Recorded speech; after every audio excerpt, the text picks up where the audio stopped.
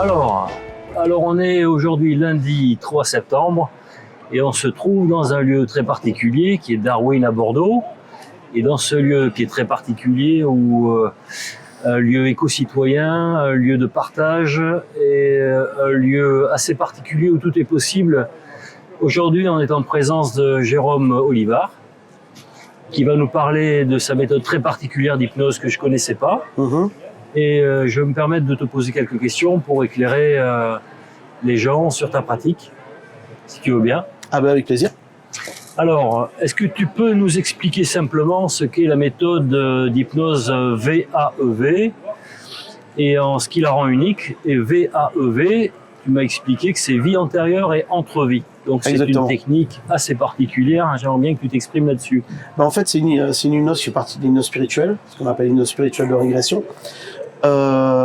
C'est donc une méthode qui permet d'accéder à des vies antérieures et à l'entre-vie.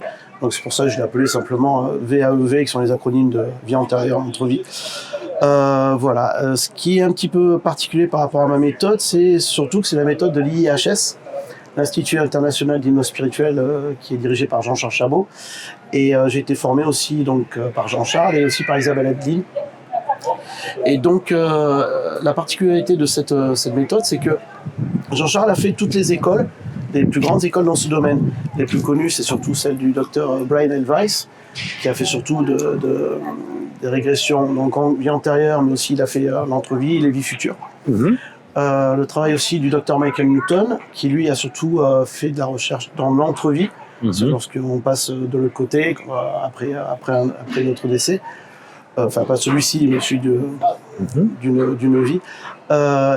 Et qui a cartographié au mieux, exploré vraiment ce qui se passait après de l'autre côté. Donc il y a aussi cette partie-là dans ma formation. Il y a aussi bien sûr Dolores Cannon, qui est très connue dans l'hypnose spirituelle, et aussi d'autres personnes qui ont beaucoup influencé aussi ce type d'hypnose, comme Tom Silver, Edith Fior ou Linda Bachman aussi, enfin plusieurs. Voilà. Donc ma méthode un peu rassemble un petit peu le meilleur de toutes ces grandes écoles, grâce au talent de Jean-Charles Chabot. Et après, évidemment, c'est influencé par rapport à ma personnalité, ma pratique et mon expérience. Ok. Est-ce que tu pourrais nous définir un peu l'hypnose spirituelle telle que tu la pratiques aujourd'hui? Si je devais la comparer à d'autres types d'hypnose, particulièrement par exemple l'hypnose ericksonienne, où là, on donne des suggestions à la personne. Mon travail, en fait, c'est vraiment à l'opposé de ça. C'est-à-dire que je mets la personne sous état d'hypnose. Et surtout, je calme son mental, en fait, pour surtout qu'il n'y ait aucune influence sur la séance, afin que la personne puisse vraiment partager l'expérience qu'elle vit à l'intérieur d'elle-même. Donc, mon travail, c'est surtout de n'apporter aucune influence, aucune suggestion à la personne. Je suis surtout formé, la difficulté de la formation, justement, c'est de se former à devenir neutre, transparent lors d'une séance et simplement accompagner la personne en la guidant par des questions, mais des questions très ouvertes de façon à ce qu'elle ne puisse s'accrocher à aucun élément pour construire une histoire, et aussi la guider après sur la compréhension, la transmutation, la libération par rapport aux informations qu'elle a. D'accord. Alors puisque ton hypnose, Jérôme, est basée quand même en grande partie sur un art spirituel, voire la spiritualité, c'est un terme qui est un petit peu vaste, un peu mystérieux. Est-ce que tu peux nous démystifier un petit peu le mot pour le rendre plus accessible à tout le monde? Alors, est-ce que je vais y arriver? Je ne sais pas. En tout cas, spiritualité, oui, on ne parle pas de religion, on ne parle pas de dogme, on ne parle absolument pas de tout ça. J'ai tendance à penser qu'il y a autant de spiritualité qu'il y a d'individus, qu'il y a d'êtres. Donc, je vois plutôt la spiritualité, mais en fait, comme comment fonctionne la vie, l'univers, comment fonctionne notre dimension et les dimensions aussi au-delà de la nôtre, comment tout ça fonctionne. Et c'est simplement comprendre ça pour apprendre à le vivre naturellement, vivre comme un poisson dans l'eau en fait. C'est simplement prendre confiance, savoir qui on est, se libérer du superflu, enfin c'est toutes ces choses-là pour pouvoir vraiment expérimenter et vivre qui on est vraiment à son plein potentiel. D'accord. Voilà, c'est comme ça que je vois la spiritualité. Alors Jérôme, dis-moi, est-ce que cette approche s'adresse uniquement aux personnes croyantes Ou peut-elle aussi convenir à des gens athées ou sceptiques, par exemple? Ben, elle s'adresse à tout le monde. Comme je disais, c'est pas la spiritualité, c'est pas, ça n'a rien à voir avec la croyance. C'est qui on est dans ce monde, comment on le vit, comment on l'appréhende. La spiritualité, moi, un boulanger qui fait du pain avec amour pour ses clients, pour moi, c'est quelqu'un de très spirituel à la base. Que c'est vraiment donc c'est pas une question de croyance. Une personne athée, une personne qui ne croit pas en l'hypnose, voilà, peuvent vivre des séances et vivre des très belles séances. Très bien. Bien sûr. Oui, je comprends. Alors justement, dans la continuité, quelles sont les idées reçues ou les peurs que tu rencontres à propos de cette hypnose spirituelle et comment tu y réponds? Il y a beaucoup de personnes qui me disent je peux pas être hypnotisé. Je suis allé voir un hypnothérapeute, ça n'a pas fonctionné. Ça c'est faux. Tout le monde peut être hypnotisé. Ça marche pas parce que la personne a une idée préconçue de ce qu'est l'état d'hypnose. Mais l'état d'hypnose est différent à chacun. Il faut juste comprendre que l'état dans lequel on est, c'est ça l'état d'hypnose, mais surtout qu'on appelle état modifié de conscience. Et surtout, l'état modifié de conscience, l'état d'hypnose, c'est un état qui est naturel. C'est un état qu'on vit lorsqu'on fait une tâche répétitive, lorsqu'on regarde la télé, quand on conduit, des fois même on se fait peur parce qu'on se dit j'ai conduit, je m'en rappelle pas, enfin je me suis même pas rendu compte. C'est ça l'état modifié de conscience, c'est un état où en fait on est tout à fait apte à faire les choses, c'est juste qu'on n'est pas dans le mental, on est dans autre chose. Très bien. Voilà. Donc il y a ça, les personnes qui ont peur de rester bloquées dans cet état, comme j'expliquais, c'est un état naturel, donc on ne veut pas rester bloqué en état d'hypnose. Et dernier point, les personnes qui ont peur d'être manipulées. Effectivement, l'état d'hypnose, on le voit dans le spectacle, permet de manipuler entre guillemets les personnes. Mais elles ne peuvent pas être manipulées si elles ne sont pas d'accord. Si elles ont des peurs, si ça va contre leur éthique. Moi, en cabinet, je ne manipule pas les personnes. Au contraire, je suis formé surtout à m'effacer, à me rendre le plus neutre possible. À l'inverse de ça. D'accord. Il y a aussi, quand vous allez voir un thérapeute, ce qui est important, c'est la déontologie aussi, sa pratique, sa façon d'être et d'appliquer aussi ses règles de morale, quoi. Et alors peut-être que, si tu me permets, il faut peut-être différencier l'état d'hypnose de spectacle et l'état d'hypnose thérapeutique. Bah, totalement, et puis c'est pas le même objectif. Bien sûr. Donc c'est pas la même façon de pratiquer. Et pour certains, ce qu'ils voient à la télé n'est pas la réalité de ce qui se passe en cabinet. Ouais, mais c'est important de comprendre peut-être pour pas que les gens se fassent une idée fausse de ta pratique, par exemple. Tu vois ? Oui, tout à fait. Tout à fait. Et c'est pour ça qu'on fait cette vidéo aussi. Hein. Donc voilà. Donc une personne qui veut pas, qui n'accepte pas, ne pourra pas être hypnotisée. Ça c'est important.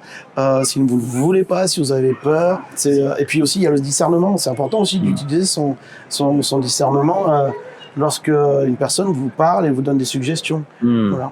Bien sûr. Alors maintenant, on va rentrer un peu dans le vif du sujet et parler concret. Est-ce que tu peux me parler donc de tes séances et des ateliers d'hypnose spirituelle? Donc c'est VAEV, je rappelle, c'est vie antérieure et entre-vie.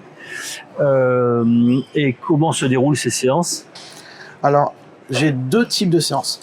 J'ai les séances individuelles, où là ça se fait. Alors ça peut se faire en ligne ou en cabinet. Déjà, il y a un temps de préparation de la personne. Ensuite, on prend le temps de discuter pour connaître vraiment les attentes de cette personne, de savoir les points qui sont importants pour elle, de se libérer ou de comprendre, ou voir un petit peu vers où je vais la guider de façon à ce que ce soit le plus adapté pour elle. Après, il y a la séance, ce qu'on appelle l'induction, le moment où je la mets sous hypnose. Et après, vraiment la partie, ce que j'appelle le cueillir d'informations, où là qui est enregistré, où la personne va me raconter un petit peu ce qu'elle vit intérieurement, et c'est là où vraiment où le travail va se faire, tout le travail thérapeutique aussi. Et puis après on fait un petit point à la fin et ça dure bien une matinée ou un après-midi. On prend vraiment le temps pour ça. À côté de ça, j'ai développé aussi les ateliers d'hypnose vie antérieure entre-vie, où là ça sont un groupe de 6-8 personnes en petit comité. Mais c'est pas mal parce que au début je savais pas trop si ça allait fonctionner, et en fait ça marche très bien. Ça marche très bien. Je peux attester d'ailleurs. Tu as participé parce que déjà il y a l'effet de groupe. Je pense que l'effet de groupe c'est vraiment un effet puissant pour permettre aux gens d'accéder. Tout le monde a connecté facilement, rapidement. J'étais vraiment étonné de ça. C'est pas enregistré du tout évidemment. C'est pas aussi privé qu'une séance individuelle. Il y a vraiment le partage du groupe. Il y a le fait aussi que c'est séparé en 3 modules. C'est-à-dire qu'une personne qui n'arrive pas à connecter au premier atelier peut revenir au deuxième, voilà, et faire plusieurs pratiques jusqu'au moment où il lâche et arrive à connecter à de l'information. Donc ça permet aux personnes aussi de s'adapter vraiment, l'atelier à s'adapter à son rythme, à son évolution, son apprentissage. Oui. Voilà. Et une fois qu'on arrive à connecter aux vies antérieures, on passe à un nouveau module où là vraiment on va apprendre à explorer différentes vies antérieures. Et après ça, le tout dernier module où là on va reconnecter à ces vies antérieures pour vraiment faire le travail thérapeutique de compréhension, de lien avec cette vie, de libération et voilà. D'accord. Alors, dans tes pratiques de groupe et individuelles, qu'est-ce qui pourrait différencier ta pratique, par exemple, en comparaison avec celle du docteur Charbonnier? Ah, la TCH. Par exemple, la TCH, oui. Ouais. Que j'ai expérimenté aussi, d'ailleurs. Ouais. Donc, ça me permet d'avoir... faudrait que tu me racontes. Alors, la TCH, je trouvais ça formidable, vraiment ce qu'a fait le docteur Charbonnier, parce que ça a permis vraiment de faire connaître un petit peu ce type d'hypnose et ce type d'expérience. Et il a eu des résultats vraiment incroyables par rapport à ça. Mais ce qu'il faut savoir aussi, c'est que c'est des groupes de 80 personnes, je crois. Je sais pas combien vous étiez. Oui, à peu près, oui. Au moins 80 personnes. Il y a 80 personnes, donc moi, c'est des groupes de 6-8 personnes. Donc même si c'est pas des séances individuelles, il y a quand même un petit accompagnement individuel où je vais voir chaque personne à un moment donné, chose que le docteur Charbonnier peut absolument pas faire. Ouais. Et dans ces 80 personnes, la question, c'est combien de personnes ont réussi à connecter et vraiment à quelque chose. Enfin, je sais pas, toi, si tu as eu cette info ou pas. Disons qu'à la fin de la TCH du docteur Charbonnier, certains veulent s'exprimer, d'autres pas. Ouais. Donc c'est difficile de savoir. Je peux parler que pour moi. Une expérience était profitable, ça c'est sûr. Je trouvais ça absolument très intéressant d'abord parce qu'il démocratise la méthode et qu'il en parle. Mais j'ai trouvé tout aussi intéressant et encore plus prégnant le travail qu'on a fait ensemble parce que justement tu étais là pour moi, tu étais aussi là pour moi. Oui. Alors que j'ai pas été laissé tout seul dans un coin. Et c'est vrai qu'à 80 personnes, tu peux pas aller voir la personne individuellement. Et surtout, s'il y a une personne qui ne connecte pas, elle est laissée seule en fait. C'est ça. Et souvent, il y a des personnes j'ai eu quelques témoignages, personnes qui avaient fait donc ces séances-là et qui se pensaient incapables d'accéder à vivre ce genre d'expérience parce que suite à ça, ils faisaient partie du groupe qui n'avait pas réussi. Et les gens ont tendance à croire qu'il y a des gens qui sont comme s'ils étaient génétiquement adaptés à réussir et d'autres adaptés à l'échec, ce genre d'expérience, alors que non, pas du tout. Ouais. Alors justement, puisque on est dans le vif du sujet, est-ce que tu peux nous donner des exemples concrets où il y a des situations dans lesquelles l'hypnose spirituelle peut apporter des bénéfices au quotidien, dans la vie des gens? Ouais. Alors ça, c'est vaste. J'ai beaucoup de personnes qui sont venues me voir où ça a été des choses subtiles, des petites choses, des petits détails qui ont vraiment eu un impact de façon subtile, ou s'ils n'avaient pas porté leur regard là-dessus, ils s'en sont peut-être même pas aperçus en fait. Mais il y a eu vraiment ces libérations, ces musiques. Donc ça, c'est souvent. Après, il y a vraiment des personnes qui, après une séance, se sont transformées, ont changé d'activité, des choses comme ça. Puis même sur la façon d'être, ses croyances. Je me rappelle d'une personne, je l'appelais Jean, qui était totalement athée. Pour lui, une fois qu'on décède, il n'y a plus rien. En séance, la séance a commencé, il me disait « je comprends pas ». J'ai dit « d'accord, explique-moi, dis-moi en plus, qu'est-ce que tu comprends pas ?» Il me dit « il y a mon père, ma mère, ma grand-mère, et ils comprenaient pas ». J'ai dit « quelle raison est-ce que tu comprends pas ?» En fait, il me dit « parce qu'ils sont morts ». Et en fait, il connectait avec ses proches décédés, qui venaient l'accueillir en état modifié de conscience, que c'est possible, tout à fait possible. Et pour lui, c'était pas possible. Et finalement, il a vécu l'expérience et ça l'a totalement chamboulé. Après, il y a une autre personne, je l'appelais Sandrine, elle a fait du multi-séance.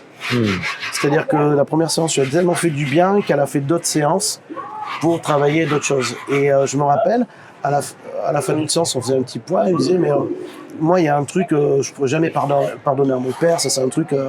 Et la séance d'après, son père qui arrive, et elle lui a pardonné. Elle lui a pardonné et ça a été. Et aujourd'hui encore, elle m'en remercie moi alors que c'est elle qui a fait le travail. Tu vois, c'est ça qui est un petit peu paradoxal. Voilà, il y a plein de choses comme ça, d'expériences qui sont formidables. D'accord. Alors, est-ce qu'on peut considérer que dans ta pratique, on peut prendre en charge, par exemple, des traumas Des chocs Oui. émotionnels, Oui.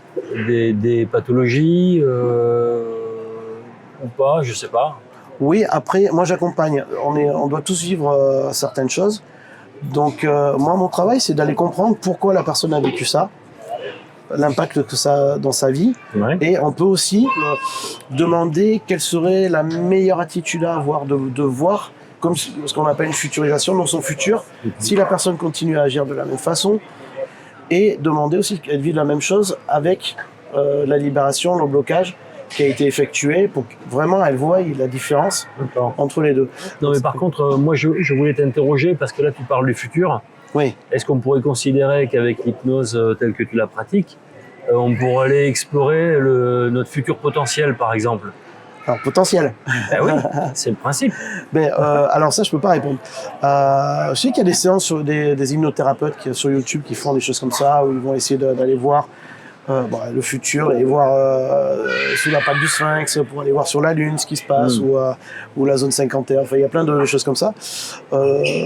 C'est très intéressant, je regarde ces vidéos, mais après, je peux pas donner une crédibilité totale. Ouais. Comme dans ma pratique, je peux pas non plus. Hmm. Une personne qui me raconte une vie antérieure, je peux pas dire qu'elle a vécu cette vie. Hmm. Je peux pas dire le contraire non plus. C'est peut-être une métaphore qu'elle vit pour améliorer sa situation actuelle. Une vie future, pareil, c'est peut-être métaphorique, je sais pas. Ouais. Mais en tout cas, l'important, c'est que la finalité, c'est qu'il y ait vraiment un changement intérieur à la personne pour aller vraiment vers le mieux. Voilà. Ce que tu veux dire par là, c'est que les expériences que l'on vit sous hypnose avec toi, par exemple, sont pas forcément des histoires véritablement vécues, on ne sait pas. Mais le cerveau fonctionne par allégorie, symbole ou... Il y a des témoignages, notamment le travail de Ian Stevenson, qui a retrouvé vraiment des personnes qui racontaient des vies qu'ils avaient avant. Un petit gamin qui racontait quand il était mort aviateur, enfin des choses comme ça. Et il a retrouvé vraiment, tout a été prouvé. D'accord. Ouais. Une vie antérieure, c'est peut-être une vie que notre âme, notre conscience a vraiment vécue, peut-être. Oui. Ou c'est peut-être la mieux adaptée qu'un autre a vécu pour nous montrer un apprentissage. Ouais, c'est passionnant. Ouais. Et peut-être que tu peux nous parler de la raison pour laquelle tu as développé cette approche plutôt qu'une autre d'ailleurs. L'hypnose spirituelle ? Oui, par exemple. Ouais. Ouais. Et puis tu nous racontes en même temps ton parcours, qu'on te connaisse un petit peu mieux.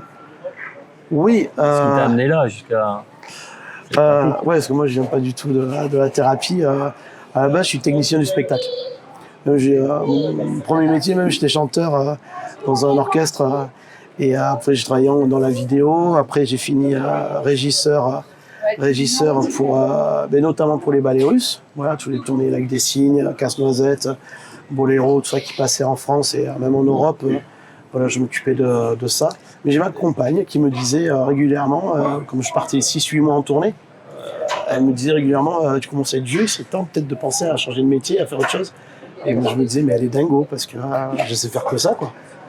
Donc, mais j'avais quand même posé une intention, je lui ai dit, tiens, si je veux changer de métier, il faut que ce soit quelque chose que je puisse faire à la maison, en dehors de la maison, où j'ai pas besoin d'acheter de matériel, parce qu'en vidéo, c'est, ou autre, il faut toujours acheter et papier stylo, juste pour travailler, voilà, j'avais posé cette intention-là. Et un jour, je suis tombé sur une vidéo d'hypnose spirituelle. Et là, ça m'a scotché. Ah ouais. Ça m'a vraiment scotché. Comme quoi la synchronicité. Dans la semaine, j'ai rencontré une personne qui est bioénergéticienne, qui est venue à la maison. Et on finit par parler de ça. Je lui raconte ce que j'ai vu comme cette séance sur YouTube. Et je lui dis, j'aurais bien me former à ça. Et elle me dit, mais je fais une formation.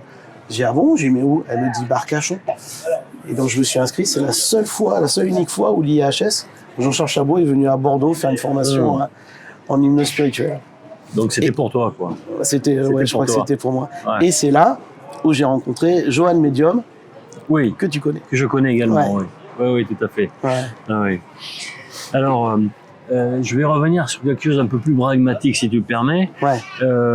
Ta méthode, elle semble s'appuyer sur des connaissances scientifiques récentes.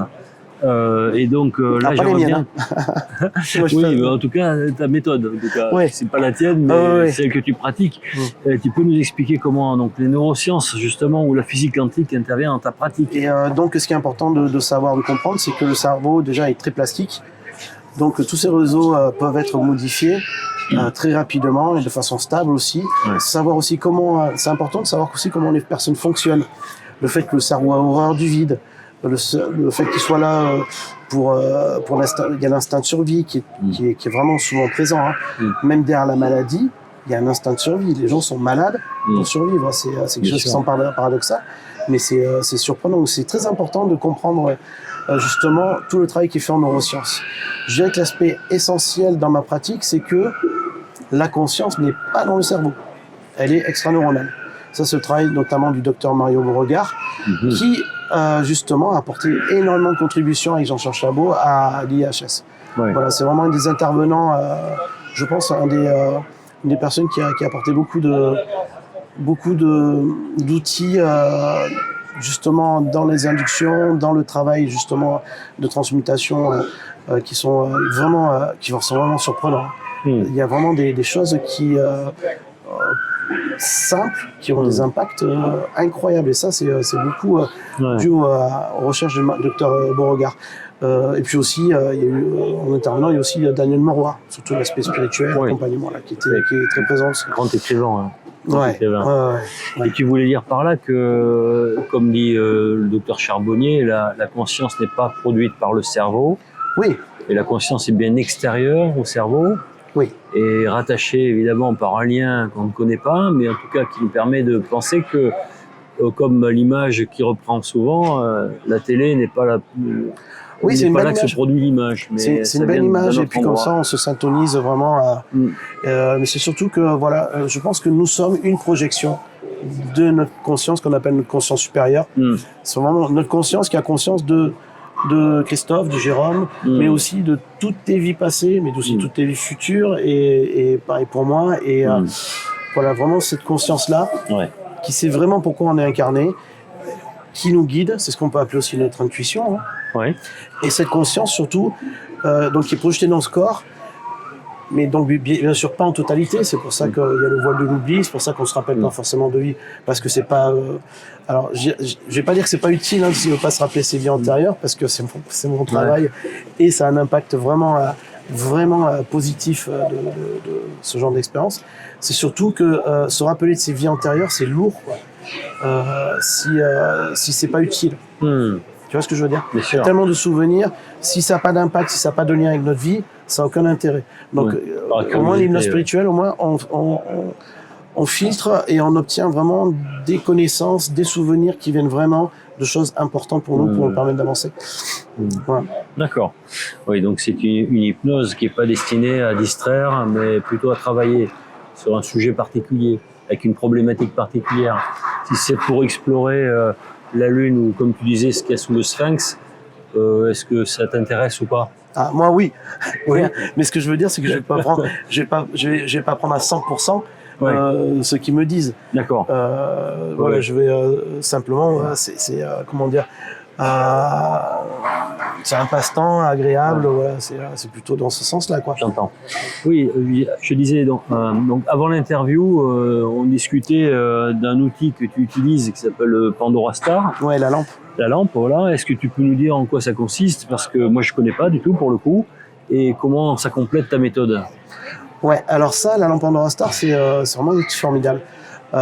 C'est une lampe stroboscopique avec des LED spécifiques qui s'allument et s'éteignent à très haute fréquence. Et en fait, on est allongé, on a les yeux fermés, et la lampe clignote devant notre visage. Et la lumière passe à travers les paupières, elle va jusqu'au cortex visuel qui est une partie du cerveau qui se trouve à l'arrière, à des fréquences précises. Le premier effet, c'est que le cerveau va syntoniser aux fréquences de la lampe. Et le premier effet, c'est que tous les synapses, toute l'activité cérébrale qui habituellement est chaotique, va commencer à fonctionner à l'unisson, à battre à l'unisson aux fréquences de la lampe. Donc ça crée une harmonisation cérébrale déjà, qui est vraiment agréable. En parallèle à ça, il y a une expérience visuelle qui est juste incroyable. On voit des couleurs qu'on n'a jamais vues, d'une profondeur, un bleu, mais d'une puissance, je ne peux même pas le décrire. ou du rouge, ou voilà, des couleurs vraiment. Oui, mais par rapport à ta méthode, qu'est-ce que ça ajoute? Alors, ce que ça ajoute, c'est que comme ça vibre à des fréquences particulières, il faut savoir que les états modifiés de conscience sont des activités cérébrales liées justement à des fréquences. Par exemple, là actuellement, on est en état modifié, ce qu'on appelle normal ou ordinaire. C'est-à-dire que notre cerveau, il est entre 13 et 30 Hertz, en dominant. Les états modifiés de conscience, c'est quand il va aller dans d'autres plages de fréquences. Quand on va en alpha, θ, voilà. donc là, θ, c'est 5 à 6, 7, 8 Hertz, je crois. 8, 10, 12, c'est alpha. Là, c'est vraiment ce qu'on appelle la relaxation profonde, la méditation. C'est vraiment ces états-là. Est-ce que ça peut aider tes clients ou patients, plutôt clients, vivre des états modifiés de conscience, à rentrer plus facilement en hypnose par ce biais-là, ou ça vient après? Alors, l'état d'hypnose, par rapport à la séance? L'état d'hypnose, c'est vraiment un état modifié de conscience qui correspond justement à alpha-θ. Quand je les mets sous hypnose, je les emmène dans ces états-là et je tâche de calmer au maximum le bêta, là où se trouve vraiment le mental. Donc, la lampe peut leur permettre d'expérimenter justement l'état alpha-θ, ce qui est le même état d'hypnose en fait, de l'expérimenter, de savoir ce que c'est, comment ils le ressentent, et après, pour revivre ces états-là, par la respiration. Quand on est en état d'hypnose, beaucoup de personnes disent qu'ils ne peuvent pas être hypnotisés simplement parce qu'ils ne savent pas ce que c'est. À partir du moment où ils savent ce que c'est, ils vont le reconnaître et on peut y aller plus facilement. Et donc la lampe permet ça, vraiment de vivre l'alpha-θ de façon profonde, de façon expansée pendant plusieurs minutes.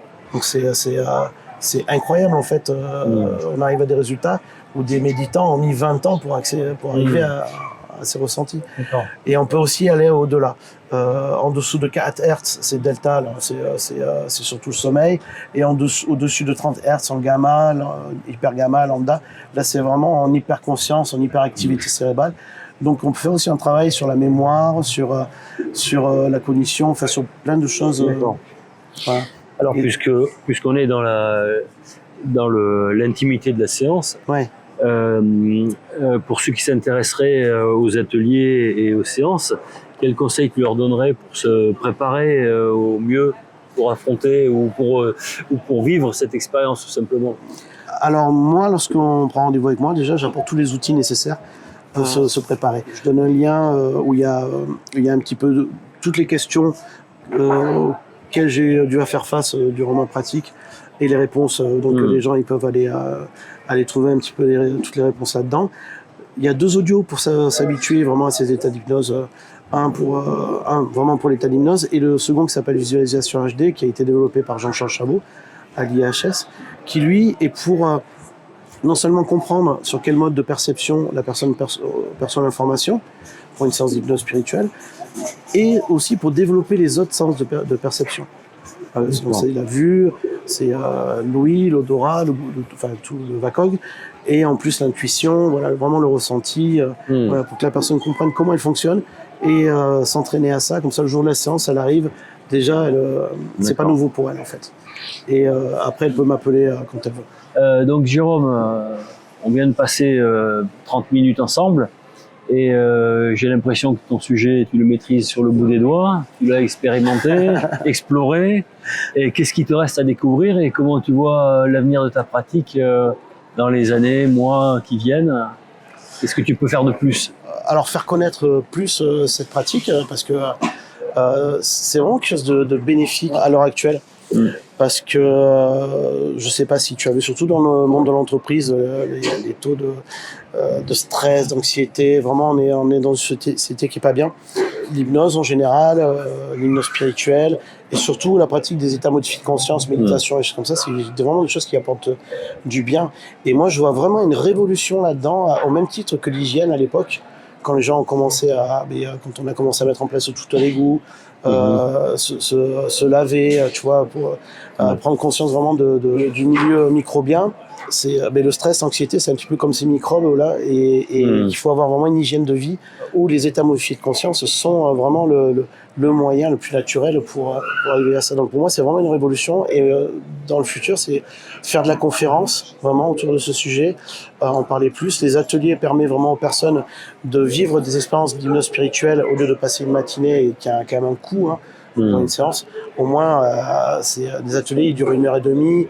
Le tarif, ça doit être 30 € si vous prenez plusieurs séances, 40 € une séance unique. Et au moins, vous vivez vraiment l'expérience. Chacun vit à son rythme, au niveau qui lui correspond. Donc ça, c'est vraiment quelque chose qui est important de développer. Donc ça, conférence, et aussi ma communication, d'où les vidéos pour commencer à me faire connaître un peu plus. Très bien. Alors, Jérôme, puisqu'on arrive à la conclusion de cette interview, peut-être que les gens aimeraient savoir où tu pratiques, comment te contacter, quelles sont les dates des prochains ateliers, et en savoir plus tout simplement, te contacter pour connaître un peu les détails. Bon, l'essentiel, c'est tout ça, c'est sur mon site, donc va-ev.fr. De toute façon, je mettrai tous les liens de cette vidéo. Sinon, l'important surtout, si vous avez des questions, si vous avez des craintes, voilà, c'est de m'appeler. D'accord. Ne pas hésiter à m'appeler. Si je réponds pas, je rappelle en général soit en fin de journée, soit assez rapidement. Et puis pour les informations, me suivre sur les réseaux sociaux. Je vais tâcher d'être beaucoup plus actif maintenant. Parfait. Eh bien, écoute, merci Jérôme, il reste à te remercier. Merci à toi. Et je remercie aussi ce lieu de nous avoir accueillis, celui grouillant, bouillonnant et très foisonnant d'idées. C'est absolument magnifique. Quoi de tel qu'un tel lieu peut recevoir. Et je voulais en dernier lieu vous dire que vous pouvez également offrir des séances VAEV, oui, séances d'hypnose, oui. Vie antérieure et entrevie. Et grâce au Pandora Star également, pour soit vous offrir à la personne de votre choix. C'est un cadeau original et assez puissant. J'ai parfois des personnes qui font des séances, surtout après Noël, parce qu'on leur a offert à Noël une séance, juste comme ça. C'est vrai, c'est un très bon cadeau original. Eh bien, merci Jérôme. Merci beaucoup. Allez, go.